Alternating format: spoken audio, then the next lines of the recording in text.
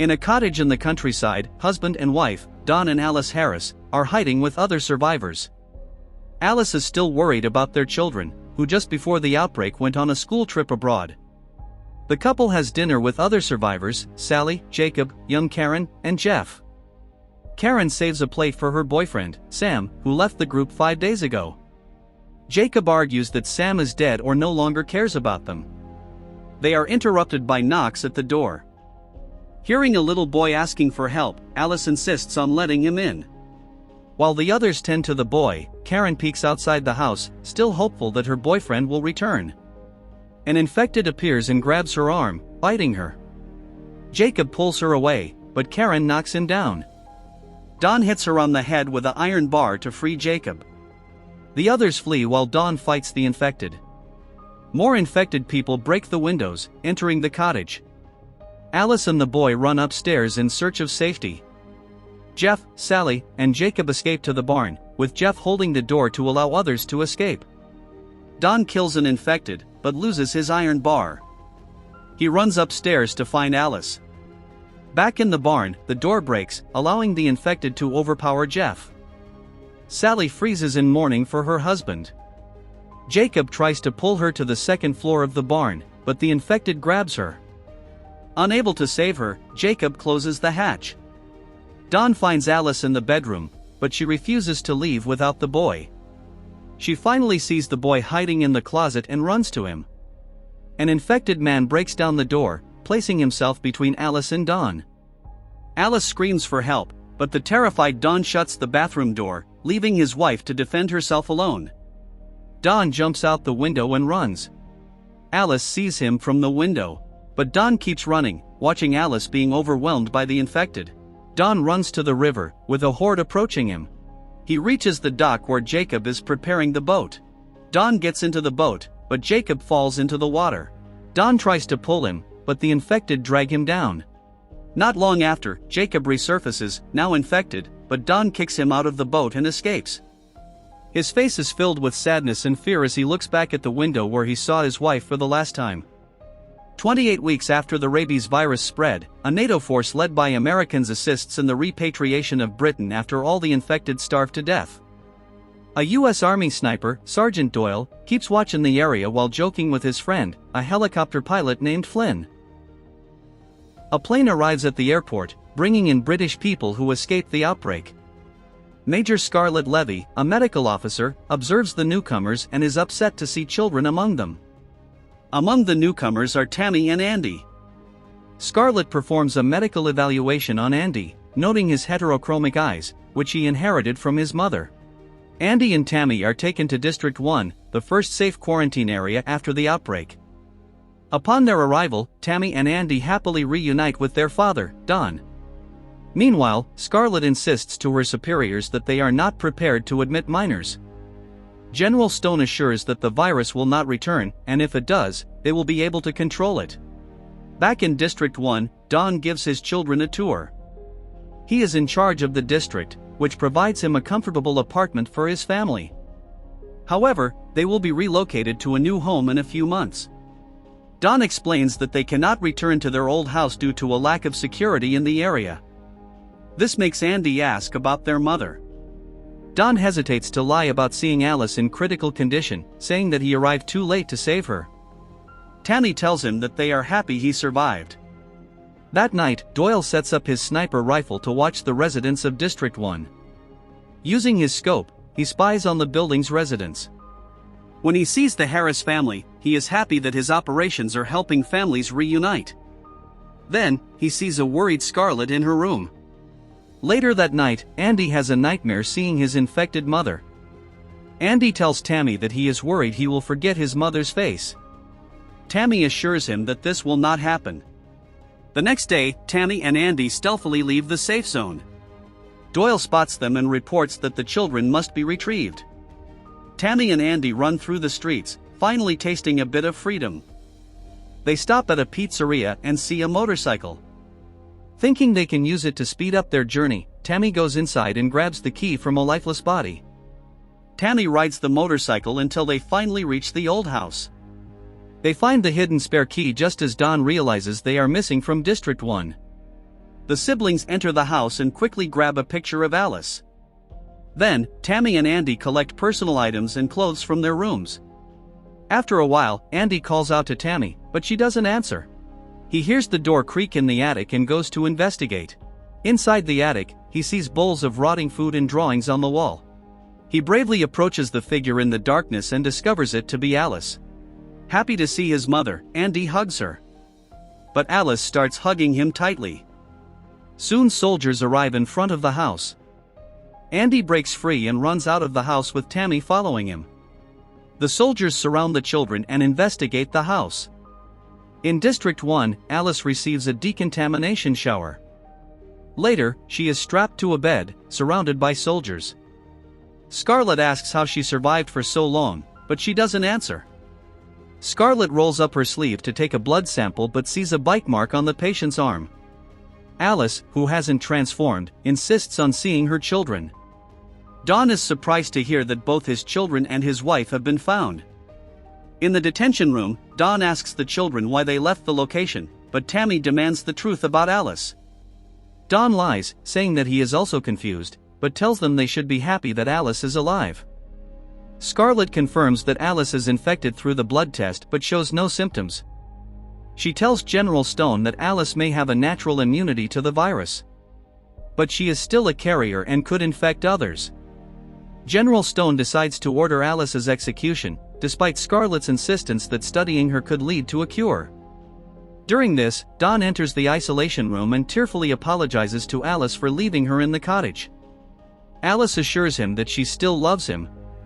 Overcome with emotion, Don leans in and kisses her. With the kiss, Don becomes infected. Alice watches as the crazed Don thrashes around and vomits blood. Alice struggles frantically to free herself from her restraints. But she is trapped. The infected Don brutally kills her. Now infected, Don begins to infect the soldiers in his path. General Stone, witnessing the tragedy, announces Code Red at the facility to contain the outbreak. Soldiers surround District 1. In the detention room, the soldier guarding Tammy and Andy assures them that everything is fine and steps out to check things. But when he returns, he is infected and enraged. Scarlett shoots the soldier and leads the siblings away. Residents of District 1 are being transferred to a safe location. Scarlett tries to ensure high-priority security for Tammy and Andy, but the soldiers refuse. In the chaos, Andy gets pushed by the crowd, losing sight of Tammy and Scarlett. The residents are taken to the garage for their safety. They panic when the soldiers lock the doors. Andy finds a quiet corner to rest, but soon the power goes out, plunging the terrified residents into darkness.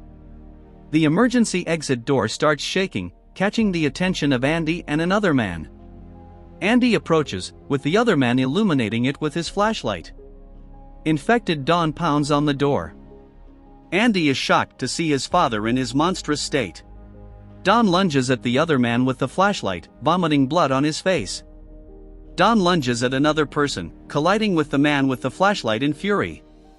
The crowd goes into a panic as more people are infected. Andy climbs over people and cars and then scales the ductwork. He covers his ears to drown out the screams. A group of people force the locked doors open, allowing them to escape the building. The soldiers fire at the infected, but the chaos makes this difficult. Scarlett and Tammy exit the building. Watching the situation escalate, General Stone orders them to shoot at all targets, both infected and uninfected. Scarlett finds a radio and informs the military to find and evacuate Andy. Outside, Andy finally exits the ducts. Doyle receives the order to shoot everyone on the ground and questions whether he could kill innocent people. The shooters hit everyone, causing more panic. Andy hears someone calling for him. He spots a man, Sam, waving him to enter a warehouse. An infected man runs towards Andy. But Doyle saves Andy, allowing him to escape. One of the shooters gets cornered by the infected. Doyle shoots his colleague in the head to spare him from infection. The soldier can no longer take killing the innocents, so he disobeys the order. Inside the warehouse, Andy finds Tammy and Scarlett. Tammy hugs her brother, relieved that he is safe. Andy tells Tammy that their father is infected. This breaks her heart. Sam wonders why the military is targeting everyone. Scarlett explains that the army must exterminate everyone if they can't contain the outbreak. They discuss how to escape from both the infected and the military. Doyle enters and tells them they can avoid the infected during the night but not the shooters. Scarlett asks why he left his post. Doyle explains that he wants to escape the chaos, offering help to the survivors. Doyle guides Scarlett, Tammy, Andy, and a few others out of the building. Doyle gets in contact with Flynn, who informs him that the air cavalry has been ordered to bomb District 1 to contain the outbreak. He tells Doyle to meet him at Regent Park. The groups run through the streets when a sniper starts firing at the survivors. The rest hide in an alley. Scarlett gets hit in the leg but quickly bandages it up. Doyle notices that the sniper is panicked, making his shots less accurate. He asks Sam to help him make the sniper reveal his position. But Sam is scared and refuses. Hearing this, Andy rushes across the street, using himself as bait for the sniper. Doyle hurriedly fires at the sniper. Then he goes to Andy and sees that he is okay. The survivors climb over the perimeter walls, watching the cavalry fly overhead. They head into a tunnel for safety. In his helicopter, Flynn observes as District 1 is bombed, with both the infected and non-infected burned alive. Soldiers in the control room watch the devastation. An apathetic Don evades the fire behind a wall while watching the photo of his wife and son burn in front of him. Doyle sees the flames reaching the tunnel, and then they rush out of the tunnel before the flames reach them. Stone listens to reports of the firebombs. A camera feed shows that some infected people survived the firebombs and are tearing down barricades. Morning comes, and the survivors rest in Regent Park. Andy wonders if their mom is still alive, but Tammy doesn't think so. Doyle admits to Scarlett that he had Andy as a target, but he couldn't shoot the boy, so he left his post. Scarlett informs him that Andy and Tammy's mother was immune to the rage virus, and she believes the two siblings may carry the same immune gene. She stresses that the kids' lives are more important than theirs. Flynn radios in, informing Doyle that the infected are nearby. Doyle tries to escape with the rest, but they are too late as the infected are very close, forcing them to hide in the grass. The helicopter arrives, and Doyle insists on evacuating the kids across the channel, but Flynn refuses to take them. Seeing the infected getting near, Sam panics and grabs hold of the helicopter's skid, begging Flynn to take him away. Flynn flies the aircraft closer to the infected in confusion, aiming the rotor blades down, slicing the infected.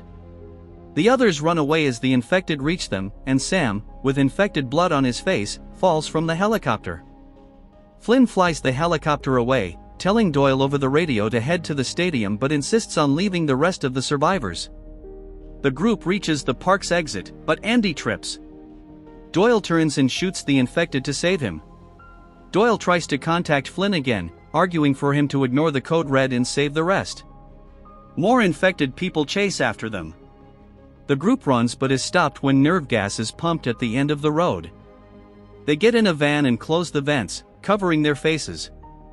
The infected bang on the windows until the gas finally kills them. Scarlett tries to start the car, but it won't start.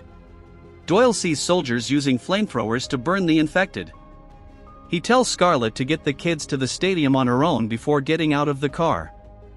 Doyle rushes to the back of the vehicle and pushes it. When the soldiers get near, he orders Scarlett to start the car, and it finally does. The trio watches in tears as Doyle is set ablaze by his fellow soldiers. Scarlett drives the kids to the stadium, avoiding roads where the nerve gas rolls in. An Apache gunship starts firing at them.